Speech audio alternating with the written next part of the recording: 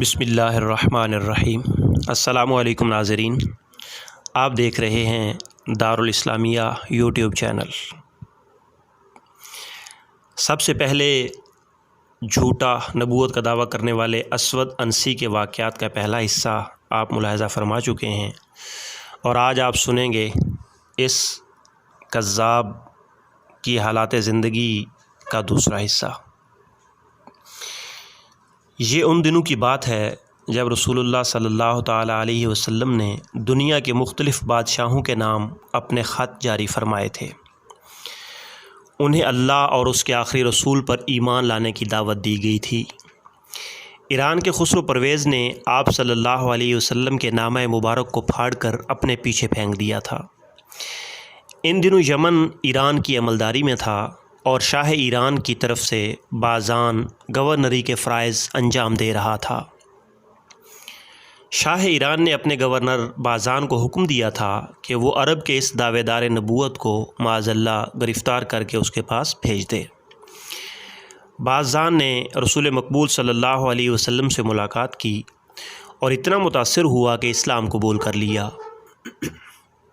اس وقت آپ صلی اللہ علیہ وسلم نے یہ فرمایا تھا، جس طرح اس نے میرے نامہ کے پرزے پرزے کیے ہیں، اسی طرح اللہ اس کی حکومت کو ٹکڑے ٹکڑے کر دے گا۔ بعد میں پیش گوئی حرف بحرف پوری ہوئی۔ بازان نے اسلام قبول کر لیا تو آپ صلی اللہ علیہ وسلم نے یمن کی حکومت بازان کے حوالے کر دی۔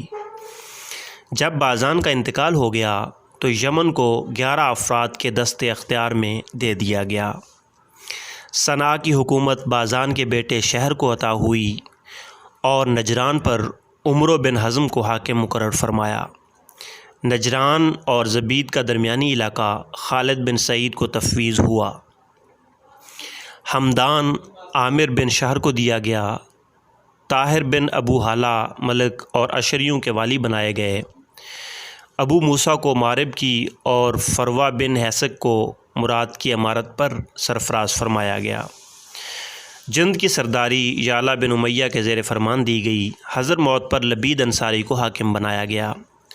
سکاسک اور سکون پر اکاشہ بن ثور کو عامل مقرر فرمایا اور بنو معاویہ بن کندہ پر مہاجر کا عامل مقرر فرمایا گیا۔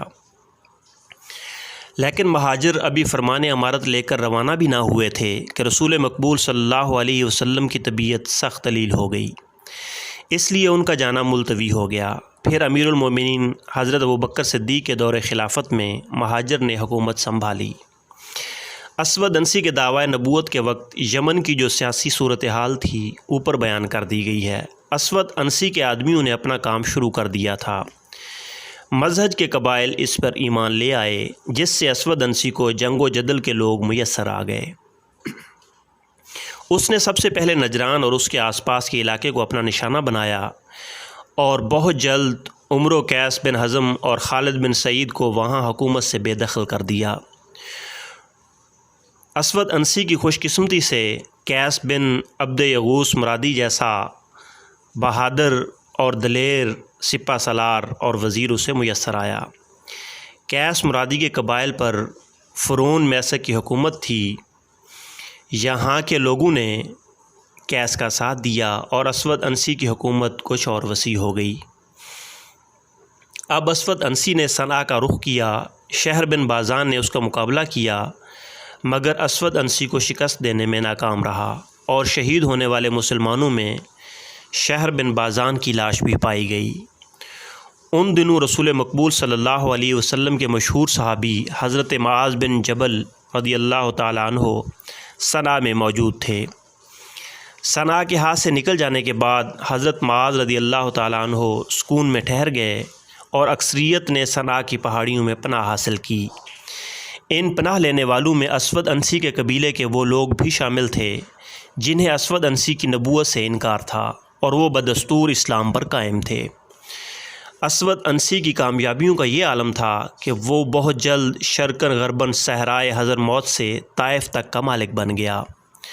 شمال میں بحرین سے آسا تک کا علاقہ زیر تسلط آ گیا اور جنوب میں عدن بھی اس کے قبضے میں چلا گیا۔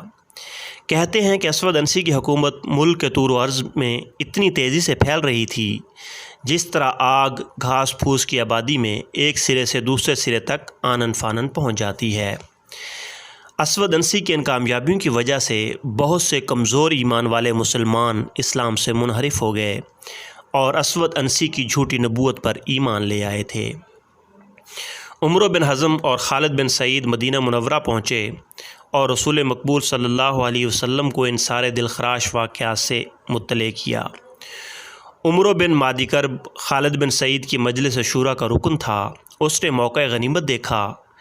اسے مجلس شورا کا محض ایک رکن ہونا پسند نہ تھا، چنانچہ اس نے خفیہ اسود انسی کو پیغام بھیجا کہ اگر تو مجھے اپنا نائب مقرر کر دے تو میں تیری نبوت پر ایمان لے آؤں گا اور اسلامی لبادہ اتار کر پھینک دوں گا۔ اسود انسی نے اسی وقت عمرو بن مادی کرب کو اپنا نائب مقرر کر دیا اور یہ مرتد ہو کر اسود انسی کے پاس پہنچ گیا۔ رسول اللہ صلی اللہ علیہ وسلم کے صحابی حضرت معاذ بن جبل رضی اللہ تعالیٰ عنہ اس صورتحال سے ذرا بھی نہ گھبرائے اور وہ جس علاقے میں ٹھہرے ہوئے تھے وہاں موقع اور مصلحت کے پیش نظر شادی کر لی۔ عربوں کا یہ قاعدہ تھا کہ وہ اپنے داماد کی پشت پناہی کرتے تھے۔ اس طرح حضرت معاذ بن جبل خود بھی محفوظ ہو گئے اور اسلام کے لیے اپنی کوششیں تیز کر دیں۔ اسود انسی نے صنعاء کے محل کو اپنی رہائش کے لیے پسند کیا اور صنعاء کے مقتول حاکم شہر بن بازان کی خوبصورت بیوہ کو اپنے قبضے میں کیا۔ اسے مقتول حاکم کی بیوہ بے حد پسند آ گئی تھی۔ وہ اس کے عشق کا دم بھرنے لگا۔ بیوہ کا نام آزاد تھا۔ آزاد کے ساتھ اس کے دو چچا زاد بھائی فیروز ویلمی اور حشنس ویلمی بھی رہتے تھے۔ یہ دونوں مسلمان تھے اور دونوں ہی آزاد کے دودھ شریک بھائی بھی تھے۔ دونوں ہی نہایت صحت مند اور طاقتور تھے۔ شاید عام حالات میں اسود انسی ان دونوں سے بری طرح پیش آتا اور ان پر سختی بھی کرتا، انہیں اپنی نبوت پر ایمان لانے پر مجبور بھی کر سکتا تھا، لیکن بیوہ آزاد کے عشق نے اسود انسی کو کسی قدر بے بس اور مجبور کر دیا تھا۔ یہ دونوں بھائی محل میں آزادی سے آتے جاتے رہتے تھے۔ جب سے یمن کے بڑے حصے پر اسود انسی کا قبضہ ہو گیا تھا اس میں رعونت آ گئی تھی اور وہ اپنے خاص آدمیوں کو بھی اپنے پاس نہیں آنے دیتا تھا۔ اگر یہ خاص آدمی اسود انسی سے ملاقات کر بھی لیتے تھے تو یہ ملاقات سرسری ہوتی تھی اور انہیں نئے احکامات دے کر رخصت کر دیا جاتا تھا۔ اسود انسی کا وزیر اور سپہ سالار قیس مرادی بھی اسود انسی کے تکبر اور رعونت کا شکار ہوا۔ قیس مرادی کو یہ زعم تھا کہ اس نے اسود انسی کو اپنی قائدانہ اور سپاہیانہ صلاحیتوں سے کام لے کر تقریباً پورے یمن کا مالک بنا دیا تھا، اور اسود انسی کا یہ حال تھا کہ اس کے پاس قیس مرادی کی ملاقات کرنے کا وقت تک نہ تھا۔ دل میں غبار اور بخار جمع ہوتا رہا اور اس کے اظہار کے لیے کوئی مناسب شخص بھی نہیں مل رہا تھا۔ طبیعت اندر سے گھٹتی رہی اور دماغ ہر روز ایک عجیب سے بوجھ کی وجہ سے تھکا سا رہنے لگا۔ اس نے پورے صنعاء میں صرف دو نوجوانوں کو دوسروں سے مختلف محسوس کیا تھا۔ یہ دو نوجوان تھے فیروز ویلمی اور حشنس ویلمی۔ یہ دونوں چپ رہتے تھے اور باتیں بہت کم کرتے تھے۔ قیس مرادی نے دیکھا کہ وہ خود صنعاء کے محل میں بیٹھا اسود انسی کی طلبی کا منتظر ہے اور وہ دونوں ویلمی آزادی سے اندر باہر آ جا رہے ہیں۔ قیس مرادی خود کو ان دونوں سے کمتر اور حقیر محسوس کرنے لگا تھا۔ جب کئی بار ایسا اتفاق ہوا تو فیروز ویلمی نے ایک روز قیس مرادی سے پوچھا، کیا معاملہ ہے؟ آپ کی اسود انسی سے ملاقات نہیں ہوئی؟ قیس مرادی نے نہایت بددلی اور کراہیت سے جواب دیا، معلوم نہیں کیا بات ہے، اب اپنے نبی کے دل میں میری پہلے جیسی وقت نہیں رہی۔ فیروز ویلمی نے قیس مرادی کے اس کرب کو ٹھیک ٹھاک محسوس کر لیا جو اس کے دل میں لاوے کی طرح ابل رہا تھا اور کسی بھی لمحہ پھٹنے والا تھا۔ اس نے ہلکی سی چوٹ لگائی اور کہا، اب تمہارا نبی پورے یمن کا حکمران بھی ہو گیا ہے اور حکمرانوں کے پاس اپنے ادنا کارکنوں کے لیے وقت نہیں ہوتا۔ قیس مرادی تلملا گیا اور غصے میں کہا، کیا کہا؟ ادنا کارکن؟ جناب یہ میں ہوں، قیس بن عبد یغوث مرادی، جس نے اسود انسی کو تقریباً پورے یمن کا مالک بنا دیا ہے۔ اگر اس کے باوجود میں ادنا کارکن ہوں تو مجھے سب کام چھوڑ کر ادنا کارکن بن کر ہی رہنا چاہیے۔ یہ دونوں باتوں میں مشغول تھے کہ حشنس ویلمی بھی وہاں پہنچ گیا۔ اس کو دیکھتے ہی دونوں خاموش ہو گئے۔ حشنس ویلمی نے پوچھا، کوئی خاص بات ہو رہی تھی؟ فیروز ویلمی نے کہا، اس عظیم شخص کو دیکھو جس کی شجاعت اور ماہرانہ قیادت نے اسود انسی کو تقریباً پورے یمن کا مالک بنا دیا ہے۔ آج اس غریب کو اپنے آقا سے ملنے کے لیے گھنٹوں طلبی کا منتظر رہنا پڑتا ہے۔ اب قیس مرادی بھی پھٹ گیا، معلوم نہیں یہ کیسا نبی ہے۔ حاکم بنتے ہی حلم، بردباری اور انکسار اس سے چھن گیا ہے۔ یہ شخص محض حکمران بن کر رہ گیا ہے۔ فیروز ویلمی نے آہستہ سے کہا، موقع پرست ایسے ہی ہوتے ہیں۔ حشنس ویلمی نے اسود انسی کو بد اخلاق قرار دیا۔ اس شخص کی اخلاقی پستی کا یہ حال ہے کہ اس نے میری بہن آزاد کو بغیر نکاح کے ڈال رکھا ہے۔ قیس مرادی نے پوچھا، کیا اس نے تمہاری بہن سے نکاح نہیں کیا؟ فیروز ویلمی نے جواب دیا، نہیں۔ ایک طرف تو وہ نبی ہونے کا دعوے دار ہے، دوسری طرف اسے محرمات کا کوئی احساس نہیں۔ ایک نبوت کے دعوے دار کے لیے اس سے زیادہ شرمناک اور اخلاقی پستی کی دوسری کوئی بات نہیں ہو سکتی کہ وہ کسی عورت کو بغیر نکاح کے تصرف میں لائے۔ قیس مرادی نے ادھر ادھر دیکھا اور آہستہ سے کہا، تم دونوں مجھ سے کہیں اور ملو، پھر ہم اس موضوع پر آزادی سے بات کریں گے۔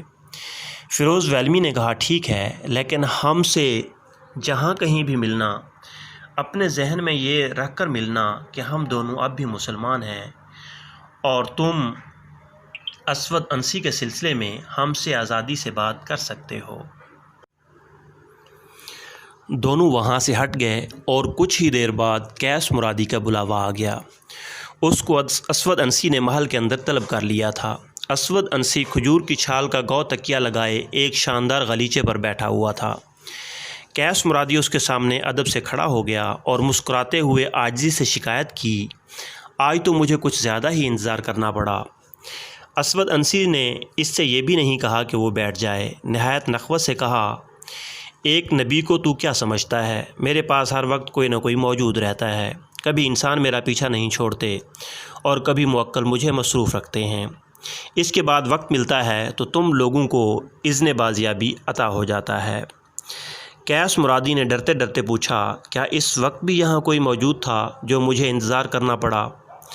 اسود انسی نے جواب دیا، ہاں، ایک موکل میرے پاس بیٹھا، مجھے یہ بتا رہا تھا کہ تو میرے دشمنوں سے ساز باز کر رہا ہے۔ اسی نے مجھ کو مشورہ دیا ہے کہ میں تجھ کو قید خانے میں ڈلوا دوں۔ قیس مرادی جھوٹی قسمیں کھانے لگا اور عرض کیا، معلوم نہیں یہ کیسا موکل تھا جس نے آپ کو یہ جھوٹی خبر پہنچائی۔ جس دن سے میں آپ کی نبوت پر ایمان لایا ہوں، میرے دل میں یہ خواہش پرورش پا رہی ہے کہ اللہ وہ دن جلد لائے جب میں آپ پر قربان ہو جاؤں۔ اسود انسی نے پوچھا، ابھی کچھ دیر پہلے تو فیروز اور حشنس سے کیا باتیں کر رہا تھا؟ قیس مرادی نے جواب دیا، ان دونوں نے مجھے انتظار کرتے دیکھا تو اخلاقاً میرے پاس بیٹھ کر باتیں کرنے لگے۔ اسود انسی نے پوچھا، وہ تجھ سے کس قسم کی باتیں کر رہے تھے؟ قیس مرادی نے جواب دیا، وہ دونوں مجھ سے کہہ رہے تھے کہ آپ بہت مصروف ہو گئے ہیں، آپ کو ایک طرف دنیاوی معاملات دیکھنا پڑتے ہیں اور دوسری طرف موکلین سے رجوع ہونا پڑتا ہے، جس کے نتیجے میں آپ کے لیے ہم جیسے ادنا کارکنوں کے لیے وقت نکالنا مشکل ہو جاتا ہے۔ اسود انسی نے طنزاً کہا، لیکن اس کے باوجود میرے موکل کا تیرے لیے یہی مشورہ ہے کہ تجھے قید کر دیا جائے۔ قیس مرادی نے اپنا سر اسود انسی کے قدموں میں رکھ دیا اور کہا، اگر آپ مجھ سے ناراض ہیں اور آپ کو میرے ایمان پر شبہ ہے تو آپ مجھے قید کرنے کے بجائے اسی وقت قتل کروا دیں۔ میں آپ کی برہمی اور ناراضگی کے بعد زندہ نہیں رہنا چاہتا۔ اسود انسی کچھ دیر قیس مرادی کو دیکھتا رہا، آخر آگے بڑھ کر اسے اٹھایا اور اپنے سامنے بیٹھ جانے کا حکم دیا۔ جب قیس مرادی اس کے سامنے بیٹھ گیا تو اس نے دیکھا کہ قیس مرادی آنسوؤں سے رو رہا ہے۔ اسود انسی نے کہا، اس وقت تو اپنے گھر جا، میں کچھ دیر بعد اپنے موکل کو طلب کروں گا اور اس سے پوچھوں گا اس نے تیرے بارے میں جو کچھ بتایا تھا وہ کس حد تک درست ہے یا میرے موکل سے کوئی غلطی سرزد ہو گئی ہے۔ قیس مرادی نے غنیمت جانا کہ وہ اسی وقت اپنے گھر چلا جائے۔ وہ اٹھا اور آہستہ آہستہ محل سے نکل کر اپنے گھر چلا گیا، لیکن راستے بھر یہی سوچتا رہا کہ اب اسود انسی کی نیت اس کے بارے میں اچھی نہیں ہے۔ وہ کسی بھی وقت قیس مرادی کو قتل کروا سکتا ہے۔ دوسری طرف فیروز ویلمی اور حشنس ویلمی یہ سوچ کر خوش ہو رہے تھے کہ اسود انسی کا سب سے لائق اور تجربہ کار وزیر اور سپہ سالار اسود انسی کے خلاف ہو گیا ہے، اور یہ دونوں قیس مرادی کی رنجشوں اور بدگمانیوں سے فائدہ اٹھا سکتے ہیں۔ صنعاء میں ابھی تک جو مسلمان موجود تھے وہ بظاہر خاموش تھے، اور ایسا لگتا تھا کہ انہوں نے وقت اور حالات سے سمجھوتا کر لیا ہے، مگر یہاں کے مسلمانوں کو جب یہ معلوم ہوا کہ اسود انسی کا لائق وزیر اور سپہ سالار اس کے خلاف ہو گیا ہے، تو ان مسلمانوں نے ڈرتے ڈرتے قیس مرادی سے رابطہ قائم کیا اور خوب اچھی طرح قیس مرادی کو اسود انسی کے خلاف بھڑکانا شروع کر دیا۔ ہر مسلمان قیس مرادی کو یہ یقین دلا رہا تھا کہ وہ عنقریب قتل کر دیا جائے گا، اس لیے اپنے قتل سے پہلے ہی وہ اسود انسی سے نجات حاصل کر لے۔ جو مسلمان اسود انسی کے ان مفتوحہ علاقوں میں موجود تھے انہیں مدینے سے حکم دیا گیا کہ وہ سب متحد ہو کر اسود انسی کے خلاف جہاد کریں۔ یمن سے ملحق علاقوں کے مسلمان سرداروں نے یمن کے مسلمانوں کو یقین دلایا کہ جب وہ اسود انسی کے خلاف جہاد کا اعلان کر دیں گے تو پھر مسلمان سردار اپنے مسلمان بھائیوں کی مدد کو پہنچ جائیں گے۔ اسود انسی کے خلاف جہاد میں جو لوگ حصہ لے رہے تھے ان میں اسود انسی کے اپنے قبیلے مزہج کے مسلمان بھی شامل تھے۔ اس مکروہ شخص کے بقیہ حالات زندگی اگلے حصے میں بیان کیے جائیں گے۔ تب تک کے لیے اللہ حافظ۔